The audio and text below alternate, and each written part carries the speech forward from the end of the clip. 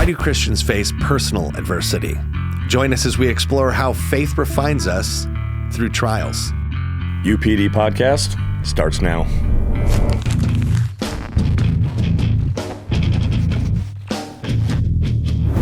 Hey friends, thank you so much for joining us today on UPD. My name is Jonny Hansen. There's my good buddy, Andy Lamb.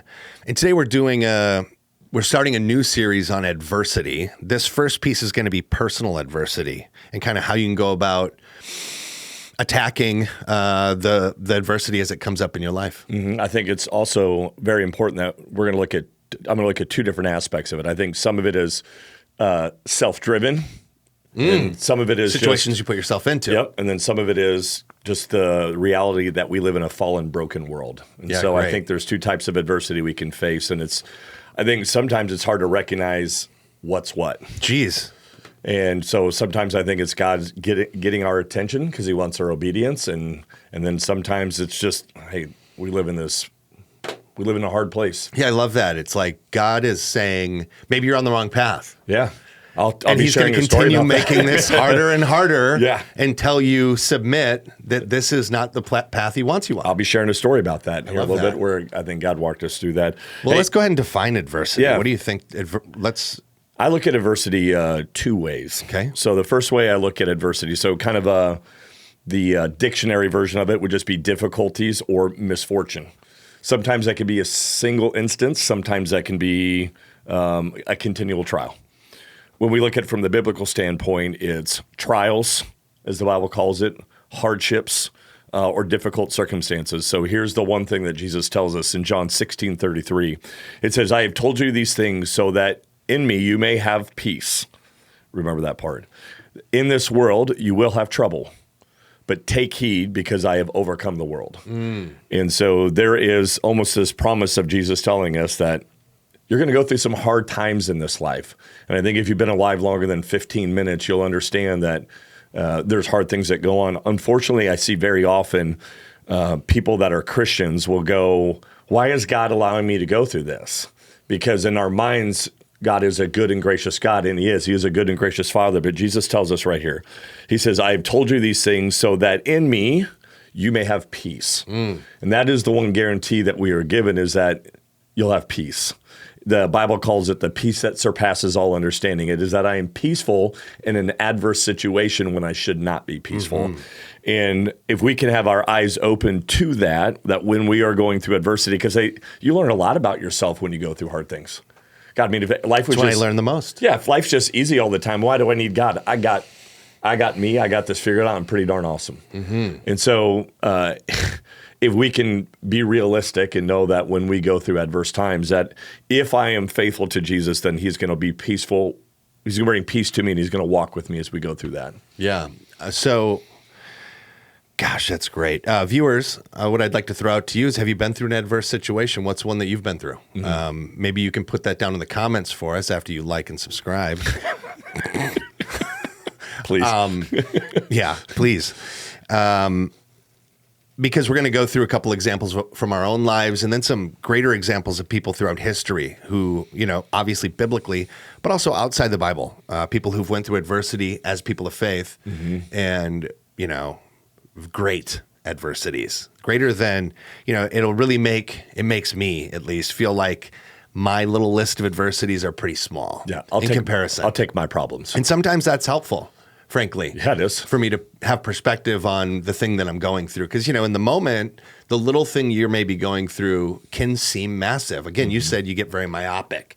You're just right here focused on this one little catastrophe that how many times can you get yourself so festered up, and then by the end of the day, you forgot you even had that festering in the morning. Mm-hmm. It's like you got that heated about something. Maybe your garbage can's a little full and you need to assess the fullness of your garbage can. There might be some other things. But then B, kind of being able to perspective shift when going through a situation, as you said there with a passage from John 16:33, where Christ is saying, anticipate these things and be at peace, because, he says, I've faced the world as well.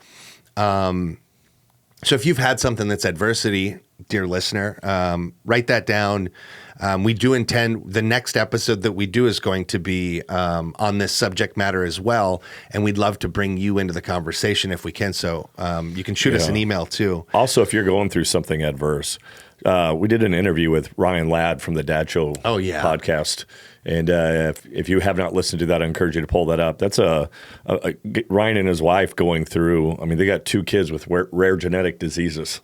And they struggle with that. I mean, looking at what their kids are going through, and as a dad, just not being able to really help out. So sometimes when I meet people like Ryan, it helps me put in perspective of the things that I think are adverse trials, and I'm like, I can be thankful of what my family is going through in comparison to what other people are struggling with out there in this world. Yeah. So shout out to Ryan and just how awesome he is as a dad, and he's killing it. I'm glad you said that. Yeah.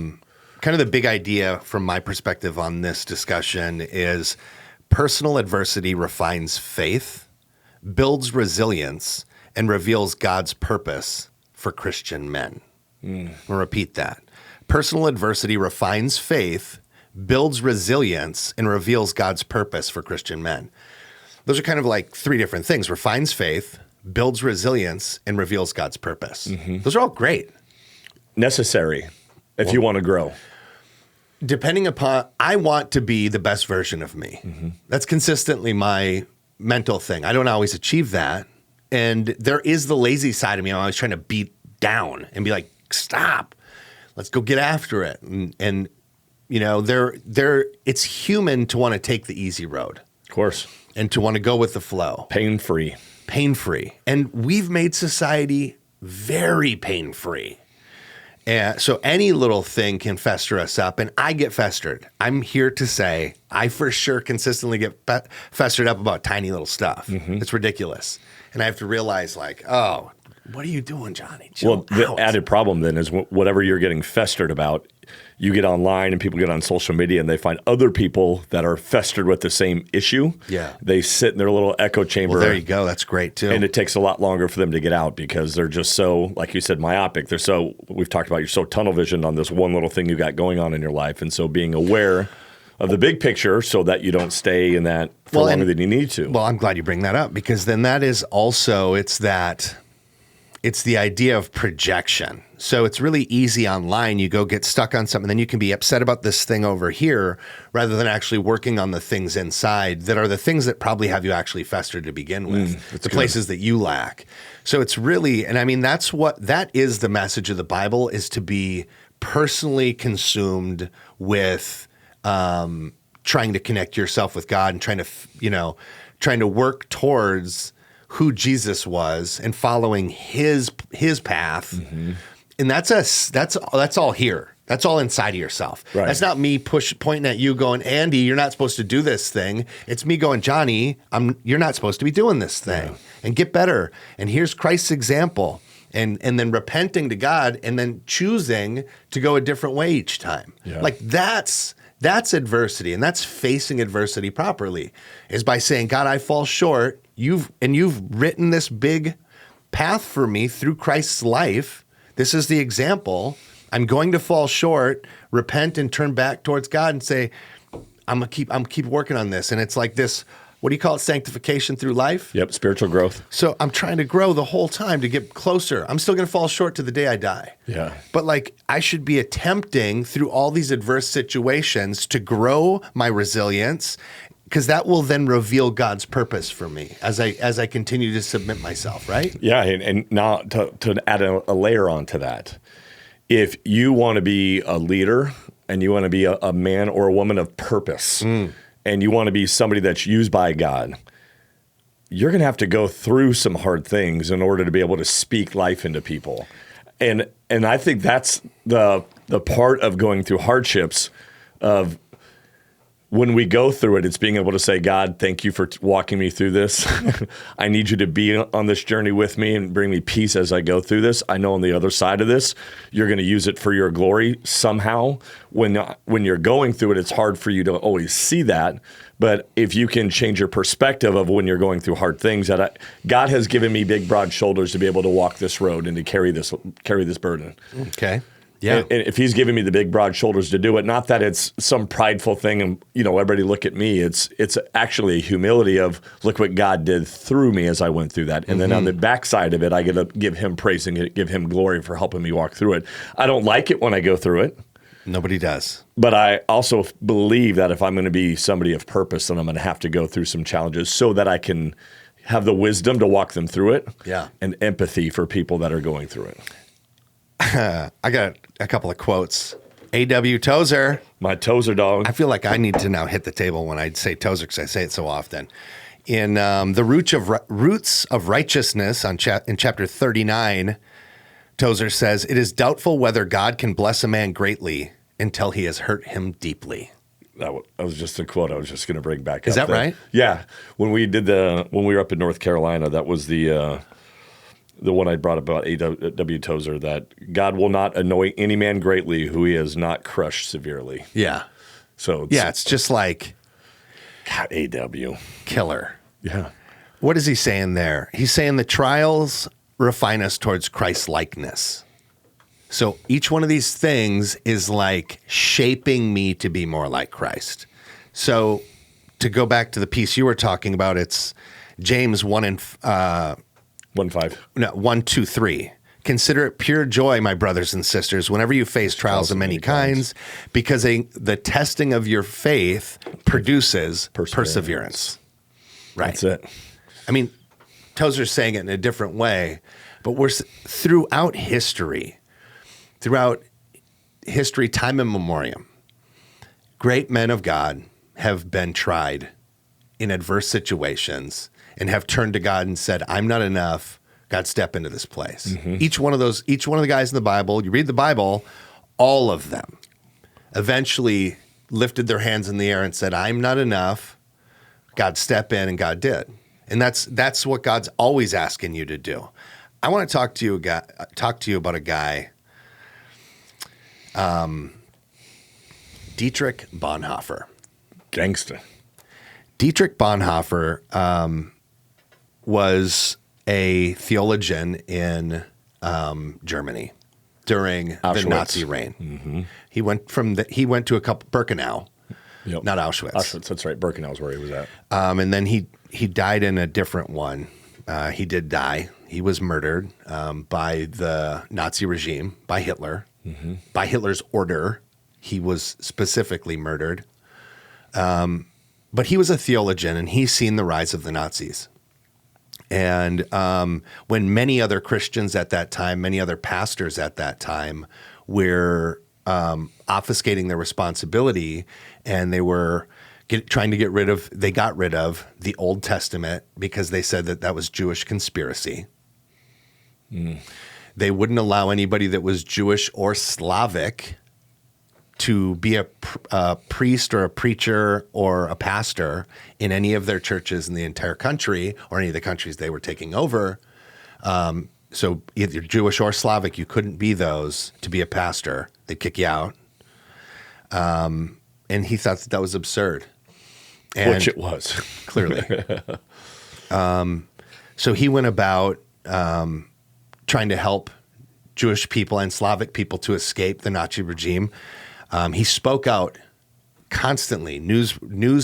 Anybody that would interview him, he would speak out against, knowing that if that the Gestapo at any point in time could come wrangle him up and take him away. Mm-hmm. He did take a job in England in 1939, and he was over there for a couple of years. And then right as the war got started off, he had went to America for a short period of time. I think it was 24 days.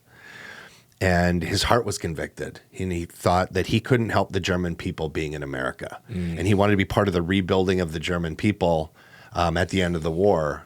So he took the very last ferry that ever went until the war was over from America back to Germany. And he spent his time over there. He's arrested. And he was put into prison for speaking out against the Nazi regime. And when he was in prison, he went about his ministry. And he'd preach to the prisoners, and he'd preach to the guards. In fact, the top guard there, nearing the end of his time there, was willing to escape with him, had built up a whole plan that he was going to take him and escape. And he was going to escape with his family too, this prison guard was. And Bonhoeffer thought about it and considered it, it said, and declined. And he said, no, I'm going to see this thing all the way through. I need to stay here. I'm not going to leave these people. All these other people are here. They don't get to escape. And I'm not going to escape either. I'm going to sit with my people. And right at the very end, so in 1945, right at the very end of the war, Hitler put out an edict that everybody he had thought had been in on a assassination attempt. You ever seen the movie Valkyrie? I have. With Tom Cruise? Yep. They put a suitcase underneath one of the tables where they were having a council, this place called the Wolf's Lair. They were having a council meeting to try to figure out the next steps of this war. And somebody had slipped a suitcase underneath there, and it blew up, but it didn't kill Hitler. And there were 200 people that were then hung because of that.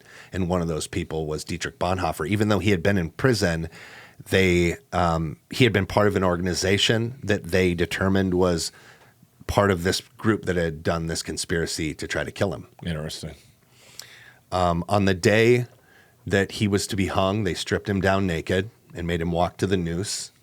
A doctor who was the doctor on site in this facility, a German doctor, said that he preached his last that morning to the people that were in his prison holding area. He preached to them and then stripped down, walked outside, knelt before the noose, and he said,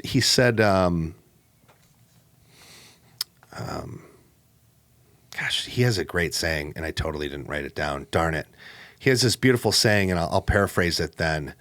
But basically what he said is, this is the end of my life, and now I go on to my great life. Like right in front of everybody, he's about to go step up the 7 steps to the noose. They're going to put it around his neck, and they're going to hang him till he's dead.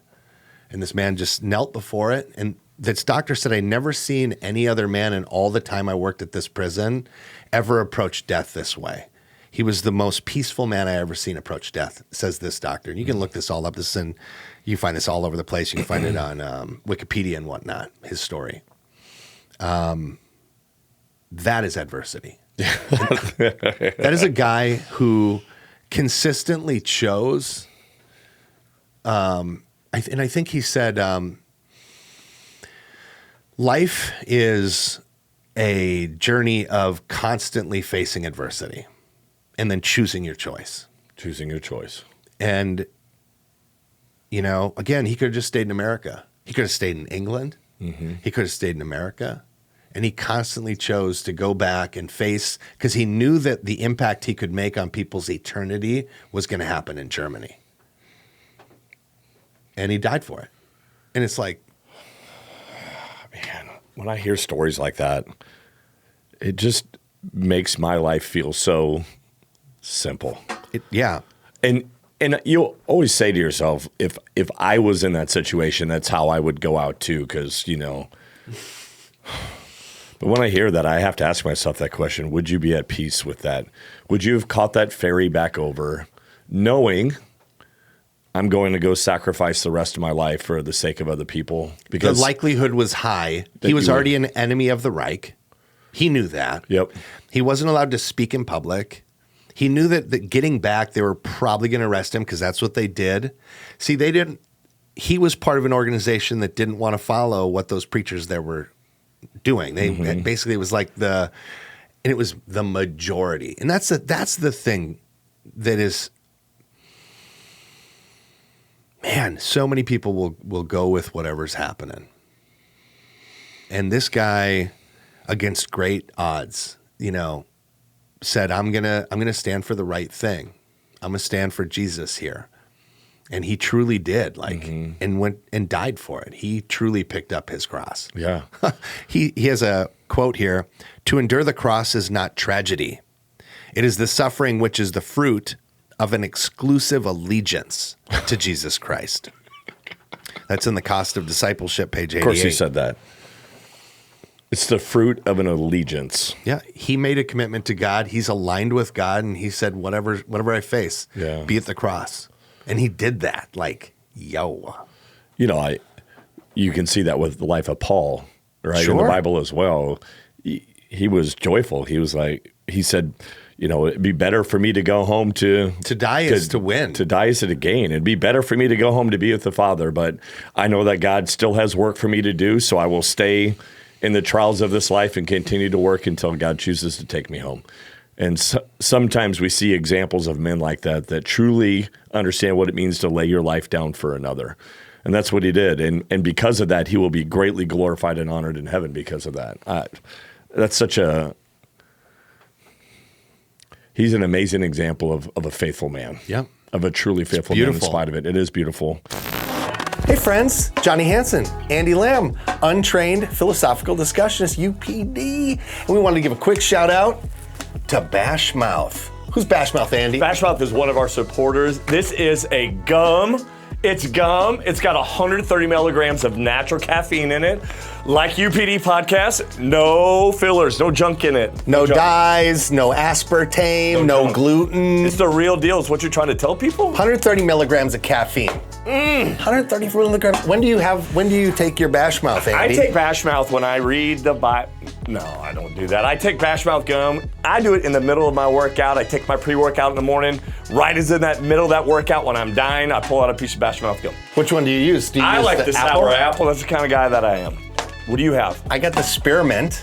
I like to take mine about 15 minutes before I get to the gym. So if I'm leaving my house, 15-minute ride to the gym, I'm taking it as I leave the house, chew it till I get to the gym. By the way, I need you to know, the flavor on these things lasts half the bloody day. You can chew this thing for hours and hours and hours. It's so long. This one's spearmint. It's delicious. It's the one I choose.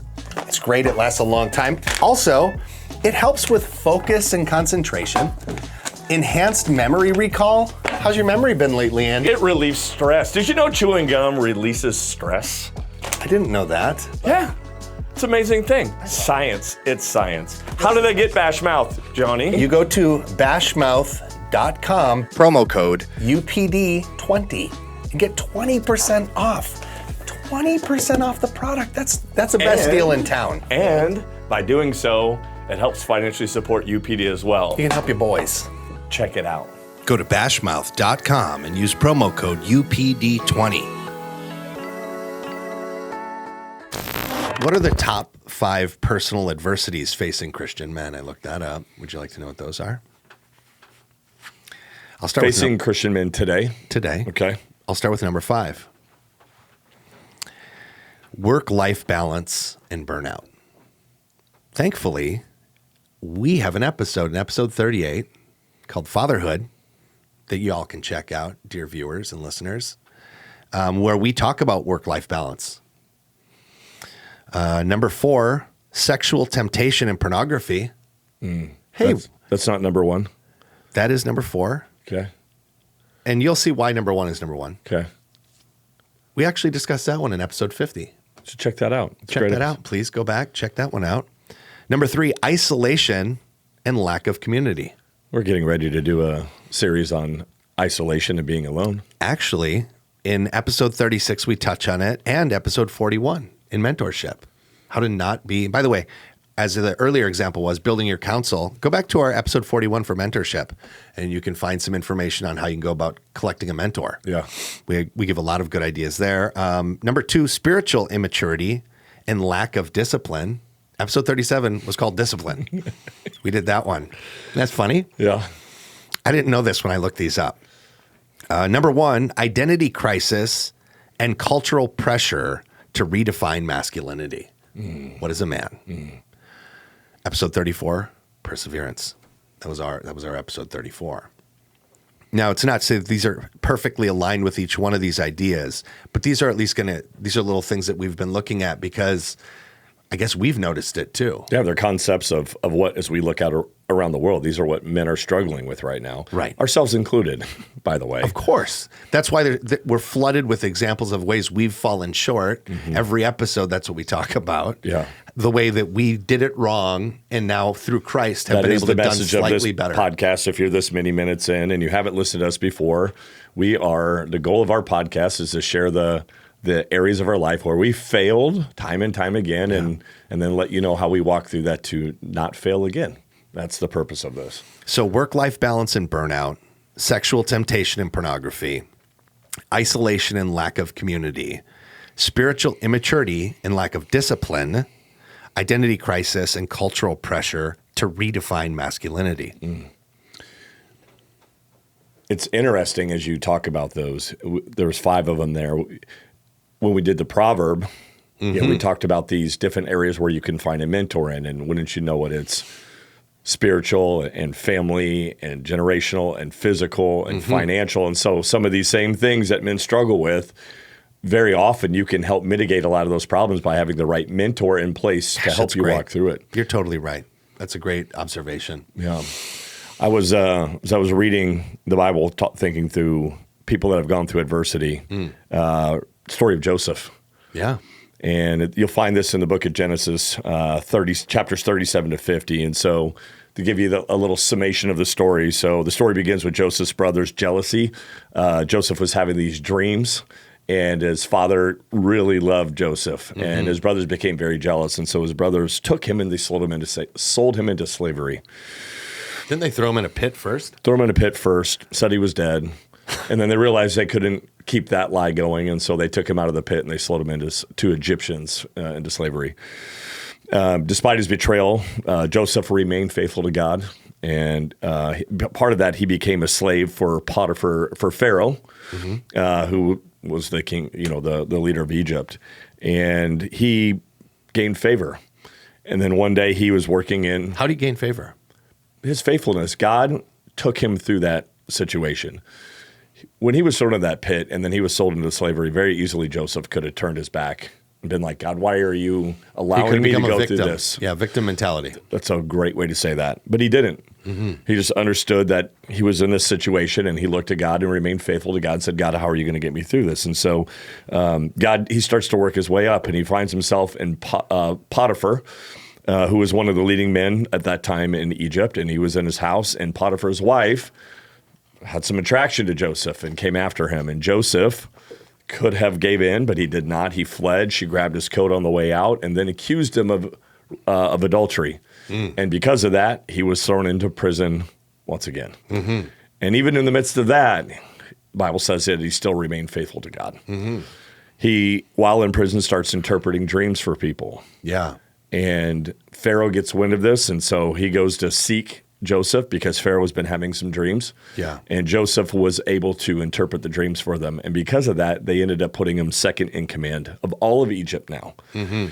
Joseph, in his wisdom, saw that God spoke to him and said famine was coming. And so Joseph began to store up food because God told him that there's going to be... He told Pharaoh and the people of Egypt to store up food for 7 years. And so Joseph directed it. So for 7 years, they stored up. There was going to be great surplus. Yeah. And then they would go into a 7-year famine. Yeah. And so Joseph was ahead of all of that. Sure. Then as the famine came, many people left where they were at and came to Egypt because they were going to buy food so they could survive. They had all the storage. And Joseph was able to reconnect with his family. And instead of sending them away, he blessed them. And Pharaoh gave them choice land, and he brought them in underneath that. And so we get to see Joseph as an example of somebody who went through extreme adversity. I know very often when we read these Bible verses and read about these characters, it almost feels like it's some tale that's been woven over time. It's a language of a different kind, so you have to understand some of the context around it to understand that this took decades. Yes. That's the important part. So you read it and it's 3 paragraphs and you go, oh, this is basically meaningless. 13 chapters, but it's over decades of Joseph's life. Right. So we get these glimpses of what's going on, but Joseph is a historical character. He is not some fictional person that we've made up. Sure. He really did exist. He really did go through these. And one of the, I think, the challenging parts for a lot of people, as I see Joseph's story, is this happened to him at age 17. He was thrown in the pit. Thrown in the pit at age 17. And so at a young age like that, it very easily it'd have been easy for him to go a very different direction because of just immaturity, traumatic things that have happened in people's lives. Because how many people out there have gone through hard, traumatic things? Looking at the looking at experiences today, they have these things they call ACE, so they're adverse childhood experiences. And so these adverse childhood experiences are things that people go through that often formulate how they think and act and respond later on in life. And they did some studies and they found that over 60% of adults in the U.S. have reported experiencing at least one type of childhood experience like this. They've been linked to higher likelihood of negative health, behavioral problems in adulthood, suffering from mental health challenges, physical health problems, socioeconomic disadvantages, and then risky behaviors. And that all the choices that they've made as an adult have come from these experiences they had as a child. Over 60% of adults have gone through that. There are some causes that they're able to look at of what causes a higher opportunity for these childhood experiences. So, number one, divorce, separation, or a one-parent home. Sure. Economic hardship, low income. Household substance abuse or mental illness. These are some of the one of the parents is an addict. Or both, but mentally ill. Or mentally ill. Yeah, I suppose that too. And so we look around the world right now is how many people are living in home situations right now that the world's already going against them.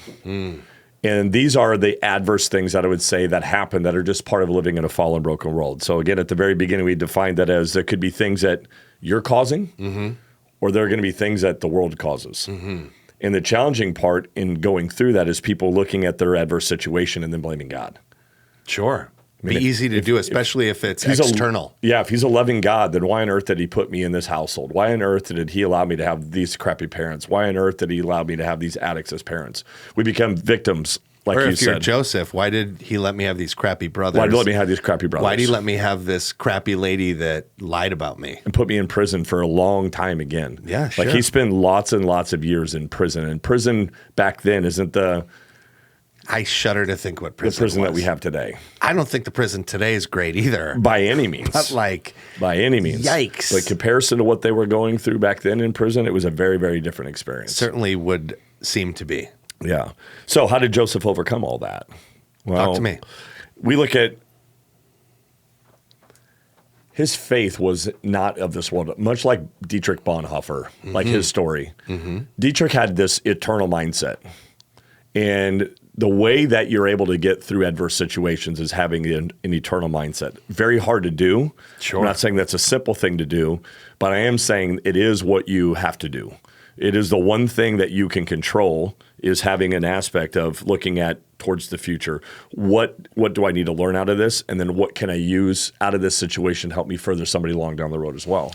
Well, how about when you brought it up before, we're going to keep coming back to this, seems to be, but when you get that little one object focal point where you're just totally in here, time dilates.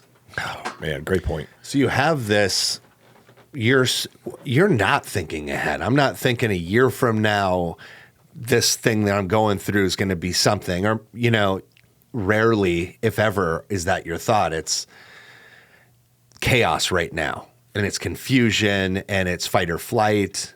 So that parasympathetic kicks in and you're consumed with this and you're not seeing the forest from the trees. You're not seeing beyond to what tomorrow may hold or a week from now might hold or what anybody around you might hold. And really getting back to that initial piece with the Proverbs, that counsel, that's the nice thing about having a good counsel is you can then start making some phone calls going, I'm freaking out. I've got throat cancer because now I've got a swollen lymph node. Help me. He goes, I can't think of anything else. I'm dying. I just wrote my will out. I'm not giving you anything, but it's been a good friendship. It's been a good run. And you're like, hey, guy, it's Let me have my wife look at this quick. Okay, it's not what you think it is. You're going to be okay. Oh, my goodness. I feel so much better. Hey, what are you doing next week? I was going to take the boat out. Let's make some plans. Huh? Wild. Yeah. That's how my brain works. Mine too. I'm with you. I think a lot of people's does. Clearly, Bonhoeffer's didn't, but even then, maybe that's not true because he did come to America. And as you read further into this, and I left this piece out, a friend of his that was also a pastor that was part of this group that he was a part of challenged him before he left. And this clearly sat on his heart the whole trip. And once he got to America and the 24 days he was in America, it sat on his heart because his friend was like, you're leaving the people that probably need you most right now. I wonder if he has some diaries or something out there he wrote about his experience. He's got a bunch of different the 24 days he was here, what he was going through. Oh gosh, I don't know. And how much the Holy Spirit was inside of him going, get back. He has these letters from prison. Yeah. I have not read that yet. I intend to. And I'll let you know what I find there about that. That'd be really good. You know, I had mentioned earlier that there's really two types of adversity, those that you cause and then those that are outside of your control. Pause for just a second, because I want to make a fine point on what I'm trying to say, actually, which is just because you don't initially make the right response doesn't mean you can never make the right response. So that's what I'm saying. Like Bonhoeffer he wasn't just this perfect guy who walked through and just did everything exactly right all the time. That's good. He and us and me and you, like, how many times you've been heading the wrong way, even now, this week, where you're doing something that's ignorant and dumb and against what God would have you doing, and you have to turn around. And again, that repentance piece where you say, God, here I am again. And I submit this to you, and what do you want me to do? Where do you want me to be? And turning yourself back around and being led back by the Spirit to where you should be and what you should be doing. Yeah. So it's not too late. It's never too late. So important for people to hear that. It's like nobody's going to live a perfect life. Christ is the only one that ever did. Again, you said at the beginning, but it's like we wouldn't need Christ if anybody could live a perfect life. That person wouldn't. Yeah. So we're all going to fall short. So it's always trying to reassess. Again, where's that plank in my eye that makes it so hard to see anything? And dealing with that plank. And you'll always just deal with that. So then you don't have to project out towards other people. Hey, why aren't you, you should, you can be helpful and walk along with somebody. You can help them see some things that maybe they're not seeing only because you've been able to see them in yourself. Yeah. Well, I think that's when you have a healthy mentor that walks beside you that is pointing, they're pointing at you with grace, not at dictatorship truth. And likely going, I remember when I struggled with that. Man, I love when God is God. So this week I'm at this tire shop and I'm just waiting in line to pay. And I turn around the guy behind me and he's got this book, Jesus Continued. And it's by this guy, J.D. Greer, and it's about the Holy Spirit. And I just turned around and looked at him. I just go, is that a good book? And he goes, the best book I've ever read about the Holy Spirit. I'm like, interesting. And so I just took a picture of it and I said, man, I'll look forward to reading that. And then I went in the room and sat down. And 5 minutes later, he was paying to leave. 5 minutes later, he comes walking in. He goes, can I talk to you? I'm like, yeah, man, what's going on? And he just starts unpacking what the Holy Spirit's been teaching him. And he was like one of the top pickleball players in the country. Pickleball? You know what pickleball is, right? Yeah, my father-in-law, master champ pickleball. Shout out to Izzy. Yeah, so this guy in his age group, he all over the country. 10 years ago, he had a group of men come to him and go, hey, brother, we know you're a Christian, but you're not living like it. Ooh. Oh, you ever heard that one, Andy? And they handed him this red pickleball paddle. And he said, what's this for? And he said, I got a pickleball paddle. And they said, we want you when you're on the court to remember the blood of Jesus is covering you. Oof. We want you to play with this one. Oh, wow. And I asked him about it. I said, so what kind of man were you before that? And he said, Andy, I was angry. I would just swear up and down the court. I would throw my paddle. He goes, I was a complete jerk to people on the court. And he said, that day, very first day, went out and played with that red paddle. And I wanted something changed. And now he has this whole ministry of teaching people how to play pickleball and infusing Jesus. And you can just see the light that is carried off of this guy because men came to him and said something hard to him. Now, is swearing in the Bible, are you not supposed to swear, Andy? No. Okay, so it wasn't a swear thing. It wasn't a swear thing. It was a heart thing. It was a heart thing. Hear that? Because so many people think if you've said a swear, that's the bad thing. It's not. Please, people, it's not. Should you go about swearing up and down everywhere you go? I don't know. How does that represent Christ? That's what these guys were saying. That's it. That's all they were saying. The way that if we know you to be a Christian, nothing about you says that. So, but does that mean any swear now is a problem against God. No, because it's a heart issue. It's where's your heart at and how you represent God. Right. And how is it going to affect the non-believer especially? Because it probably doesn't even bother some true believers if you're swearing or not. Sometimes a swear is necessary, frankly, you ask me. Yeah. But because words have meaning. Of course. Right. We've talked about that before. There's if I'm power in talking to words. somebody who's going through something hard, that's maybe an addict like we were, I'm going to use a little bit different language with that person because I'm going to speak their language so they understand. Yeah, we might have a cut the moment. Yeah. We have those moments with people. But they also know that I love them. And that's the difference of having that real true mentorship with somebody is I've afforded you this. I've afforded a small number of people in my life that if they see something, they come to me and say, cut it, man. You know, open your eyes to what you're doing. And I also know that when they say that to me, they're saying it to me because they love me, not because they're trying to crush me. Right. And so the expectation is you're better than that. And Christ needs you to be better than that.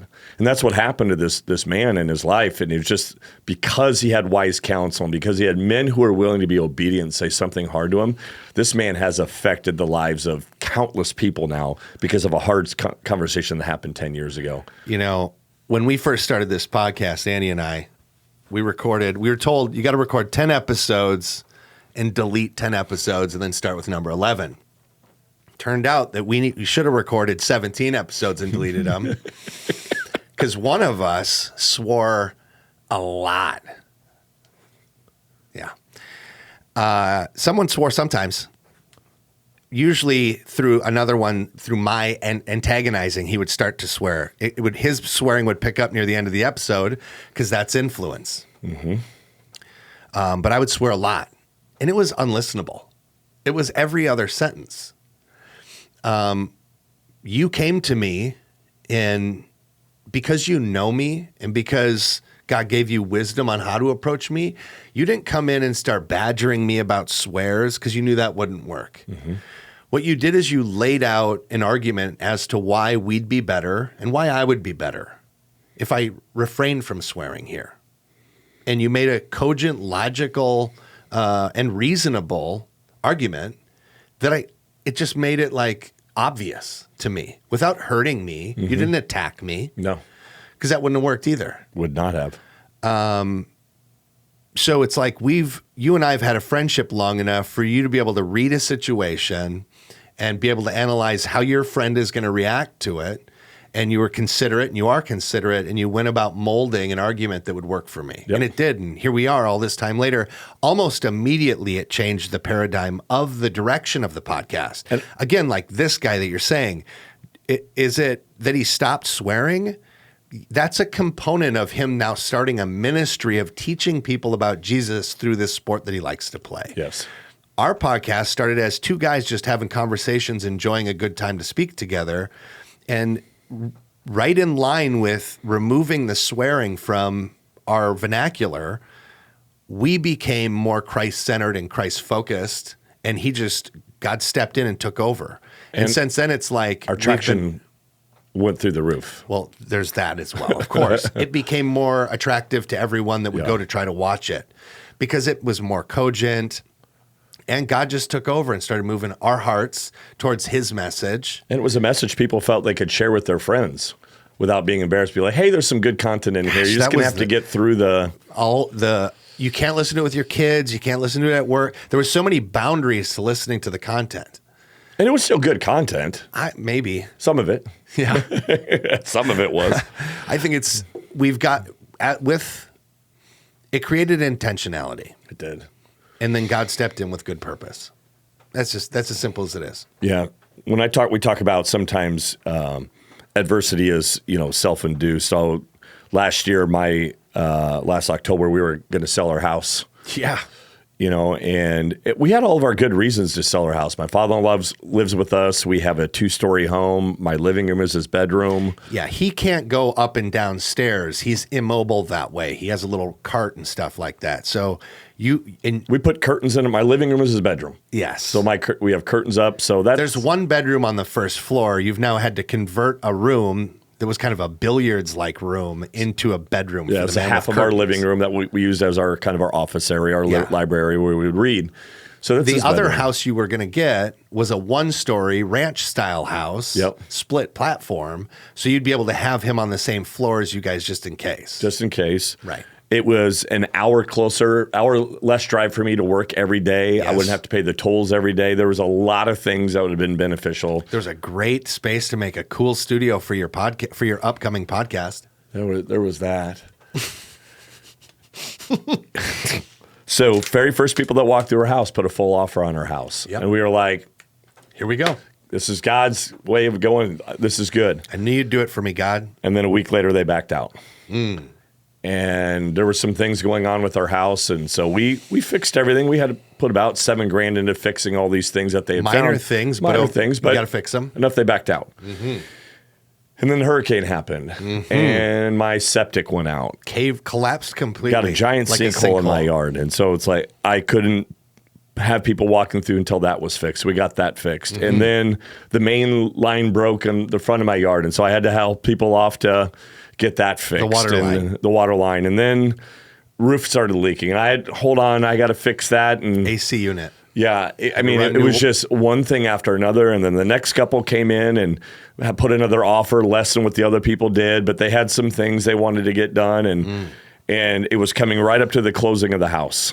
And then 2 days before we had to close to get the other house, new house? They backed out. Yes. And so we were at this crossroads of, okay, to make this work, we'll have our mortgage. I'm going to take out a bridge loan to put enough money down to close on the other house. And I'm going to have 3 house payments until I get this other house closed.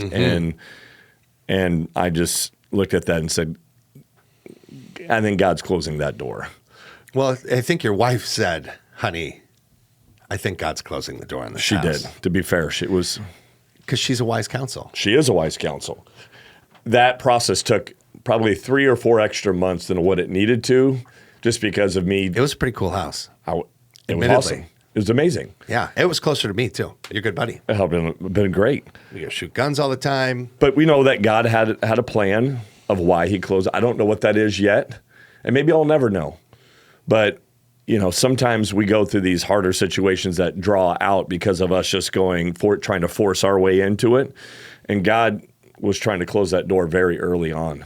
And because I didn't pay attention, because I wanted this shiny new thing, yes, materialism is still a problem inside of my heart that Sure, of course. I'm working on all the time. But now on the back side of it, I'm so thankful because I'm at absolute peace that because God closed that door, I can rely on him to know that there's something that he protected from or something he wanted me to learn from it, and I'm okay with it. Yeah. One quick thing there, Please. too, that I want to make sure I sought counsel as well. Our good buddy, Paul Madison. Paul Madison. Yeah. And I just was at his house the other day. Yeah. Yeah. And he starts telling me the story of his, which is so bloody similar to yours, it's unbelievable. When he was trying to get a different house, Yeah. I'm hearing him telling it. I go, are you telling Andy's story? And he goes, he called me. I'd already went through it. Yeah. He's got that great deep voice. He called me. Yeah. I called because I was know laughing. Paul's a man of prayer. Paul is, oh my gosh. If you have not listened to his- Please go back and listen to Paul's. If you've already listened to it, it's worth a second listen. I've listened to it 4 or 5 times. So good. Paul's a phenomenal guy. And he is a guy, he's a Bonhoeffer type to me, man. He's a guy that's like constantly just digging into who's God, what do you want from me, God? He's a deep prayer man, and he's faithful. He's awesome. When I Yeah, came, he's a special I asked dude. Paul to pray, and then I said, let's talk tomorrow. When I came back tomorrow, I came back and I said, I think God is telling me to walk away from this. And he goes, that's what God told me for you too. So as soon as he said that to me, it was just utter peace. Done. Because I know he's a faithful man and he's a man of prayer. Yep. That I could count on and rely on and trust. So great. That the message they had to give me was the one that God gave him to give me. I love that. And that's why having mentors, having people for different areas of your life is so important, because without that, I still could have made the errand and just busted my way through all this. Because, we could have made it happen financially. It would have been a strain, but we could have done it. But I wouldn't be at peace. And so thank you, Paul. Appreciate doubt. that, man. One of the guys we know, we've talked about him. I mentioned him earlier, Dave Fox. I went about asking a bunch of different people what adversity means to them. And, Dave is one of these guys, man, he's had a lot of difficult health things in his life, from being diagnosed with diabetes at 14 and not being able to do. And told you'd be dead by 50. Yes. He's 70. Something. 8 now? Yeah.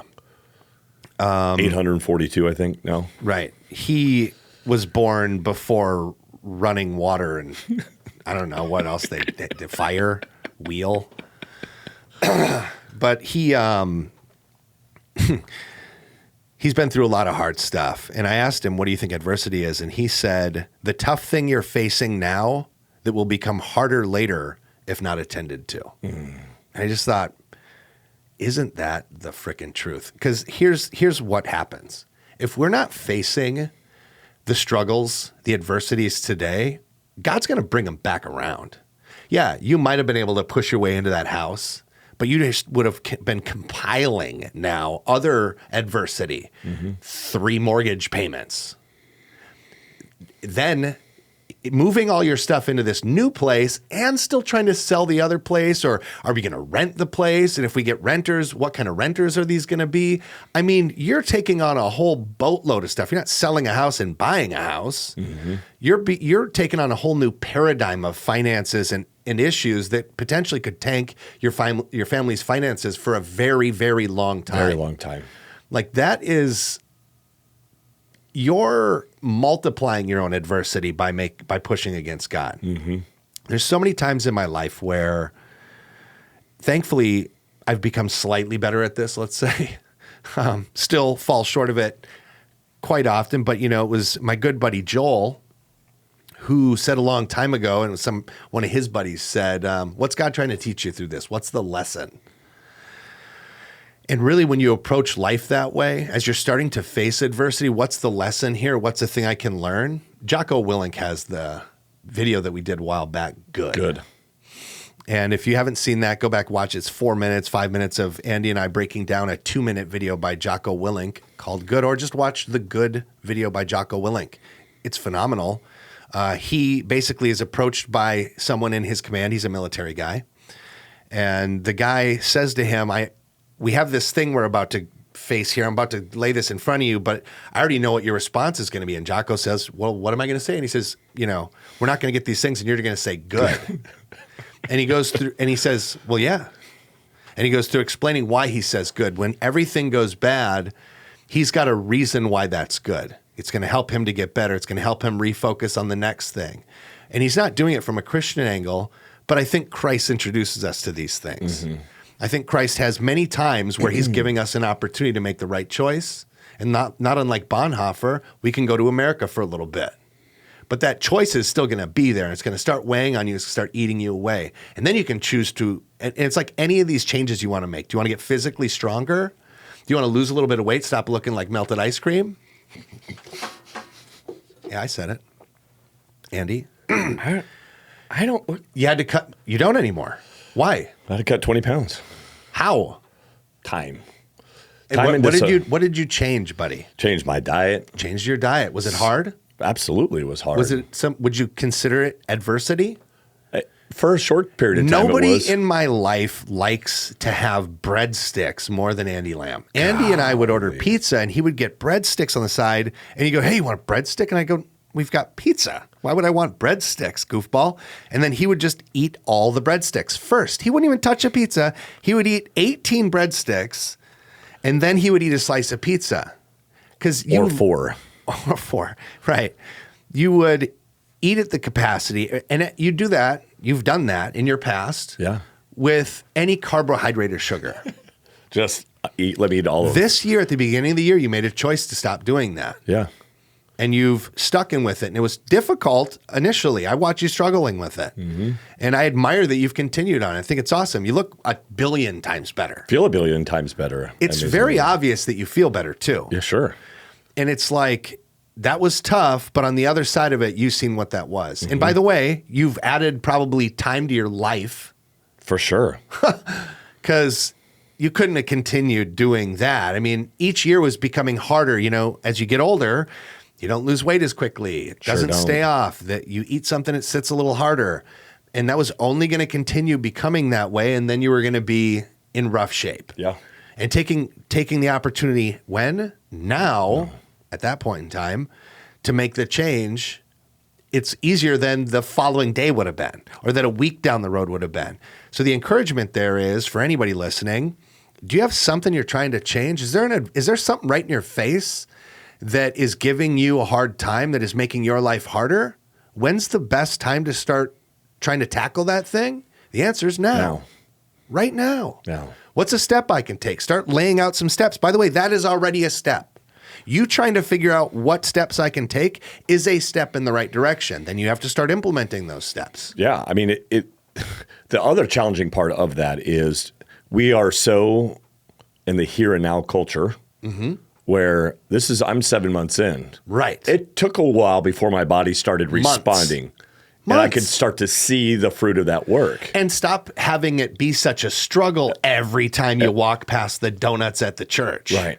To now I don't even think about it anymore. Right. Right. In fact, the thought of it, you go like, yeah, it's just not for me. Well, I know what it leads to. Right. I start with one. To play that tape through. I play the tape through. I start with one, and in 3 months, I'm eating 6 every weekend again, and I'm right back to where I was. So I don't want to start 7 months of work all over again. Sacrifice those 7 hard months for what? But because I know in the long run, I'll be a better person because of that. I'll be a more healthy person. It'll create longevity, or the odds of me having a longer, healthier life are there if I make the disciplines to do that now. But I have to face adverse situations. And listen, we share the story of Dietrich Bonhoeffer and then me not eating donuts. And I'm not trying to compare my adversity to what Dietrich went through. What we are saying is, thank you, Jesus, that we don't have to deal right now with what Dietrich Bonhoeffer went through. And thank you for giving me perspective change. Yeah. And the opportunity to make these changes and become a better man. That's it. And for inspiring my heart, God, consistently with people that do amazing things that help me do small things. Yeah. And hopefully someday I'll be given the opportunity to do something amazing. And I hope I make the right choice, God. And I think it starts with these little choices now. That's it. Because it bleeds into the other areas. How could it not? Because I became disciplined in this area of my life. 2 things. It helps me become disciplined in other areas of my life, but it also helps me be a voice to other people to go, when they see me give them instruction, to go, you look disciplined in that area of your life, I can probably trust you in other areas, which I just talked about that last one recorded. It's such a great observation worth repeating. It is truthful. Yeah. We see it in Pastor Mike's life, what he's gone through, the transition that he's gone through over a 7-year period of his life. But I wish we could have comparison pictures pop up. We can. When we say what he looked like. If we have his permission, we know somebody who could do that. We could just it's so pop bananas. him up just right here, and you'll get to see what he went through. We'll interview him again, by the way. He's already showed interest in coming back, and we'll do something else than we did last time. Less historical, more contextual. Yeah. With him, and maybe at that point in time we can bring up some images, and Felix can help us to do that. Our good buddy Emerson, shout out to Emerson. I asked him about adversity. This came off the top of his head so quick, it was like he was prepared for it. It was Emerson's 27. He's so smart. He's so smart, and he's got maybe. all the youth on his side still. God, what a great kid. Young man. Emerson said, adversity, something that's difficult but necessary to get you to the next stage. I'm going to repeat that. Something that's difficult but necessary to get you to the next stage. And, wow, he's right on that. To know Emerson is to know that he went very high in his football playing skills. He went into college playing football on a ride to a great school, played at high levels in sport. He's a very athletic, very highly intelligent young man. And he just kicks butt in everything he does. And he's got a great job. He's got a great family. Brand new kid. And it's very obvious to me that he sees this. And, he's what I really appreciate and respect about him is even in his youth, he's wise. So when he sees an obstacle in his life, he's wise to get counsel from some people around him that look like, he'll call you up. hey, Andy, I'm wondering about this thing. You know, or whoever else he's got in his life, he has some great people. It's obvious because the byproduct is his excellence, right? So he's surrounded himself with intelligent people who pour into him, and then with his intelligence, like his and my relationship, he helps me with stuff too. Yeah.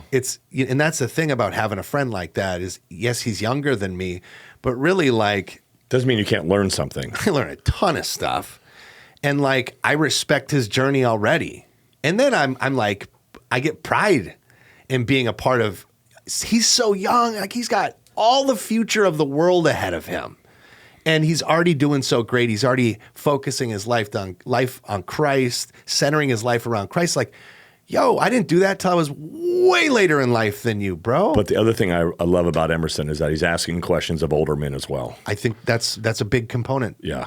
That's the big part for him is that And it's like before the adversity strikes, hey, I anticipate this thing that's on the horizon. This thing is going to happen. You ever been through that?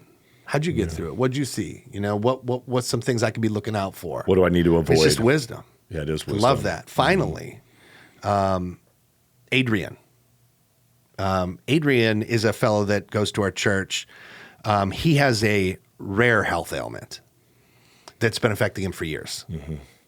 And man, it's a challenge for him. Yeah. You can see it. It wears on him. It's a visual ailment, so anyone else can see it too. He has a flesh-eating bacteria Is that what it is? that just basically eats away the skin on his face. And he's always at church. And he's always volunteering. He's always there doing amazing stuff. He's always got a kind word.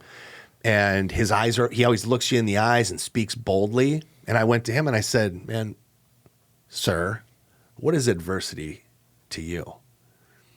And he said, it's an opportunity for me to say, challenge accepted, MFer. But he didn't say MFer. He said the swear. Well, it's because that's Adrian. I know. And actually, the MFer there for his situation is the perfect word to say for that. That's my point exactly. Yeah. There is a time and a place for it. This There was is. the time. And then he tried to think of a more clever way, and I go, no, you're already hit perfection here. He's a guy who's faced great adversity. I mean, he's got a Job-like story. And he still worships God. And he's still like, God, you are great. I know you have great plans for me. I love that for him. And I love that for me getting to associate with him. It's like, what am I even going through ever, bro? Yeah. And having him be an example that I see every single week, he's there. And he's always joyful and he's trusting in the Lord. Always. And then when you ask him something like that, and then he just basically looks adversity in the face and says, challenge accepted, mother effer. I love that. I do mean, too. that's like. But that's been his mantra through this.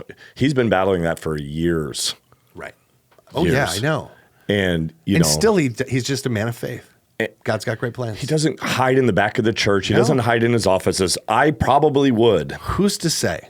Right. It'd be tough, but he doesn't. He doesn't. He boldly proclaims Christ in front of everyone, and he shows up joyfully, and he's an inspiration. He is, man. He's absolutely an inspiration. So, dear viewer, dear listeners, as we kind of get close to wrapping this thing here, how has a trial tested your faith?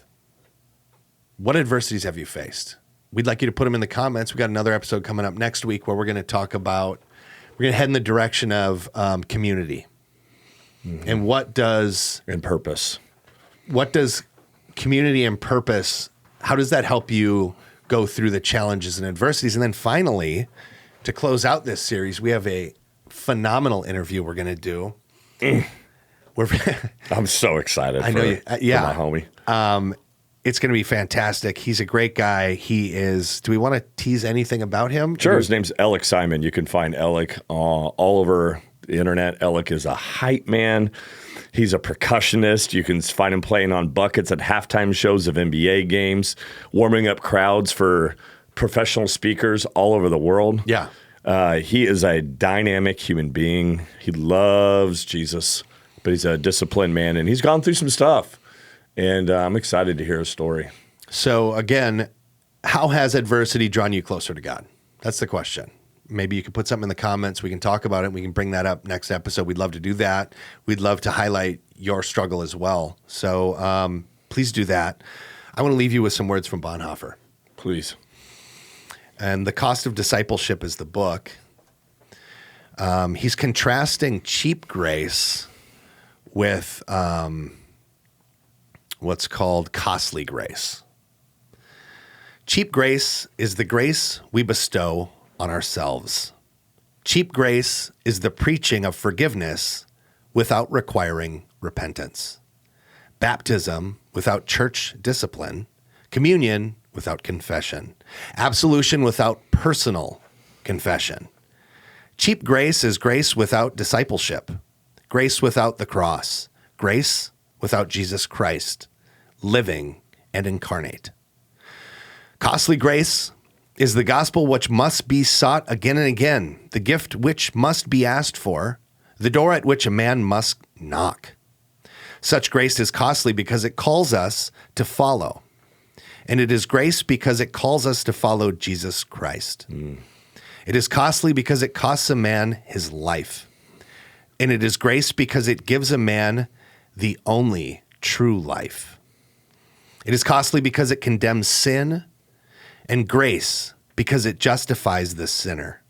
Above all, it's costly because it costs God the life of his son. Thanks for joining us today. Wow. Let that resonate. Go find that, read that. The Cost of Discipleship by Dietrich Bonhoeffer, a truly inspirational man that was killed because he chose costly grace over cheap grace. Yeah. It's beautiful. It's a beautiful thing, man. Guys, thank you so much for joining us. We are untrained philosophical discussionists, Jonny Hansen, Andy Lamb. And we'll see you next week. We just want to pray that you have a deep and a fulfilling relationship with Jesus, and that he blesses you all the days of your life. And all God's people said. They said amen. Sure did, brother. Great talking to you, man. You too, pal. Later, See guys. you guys.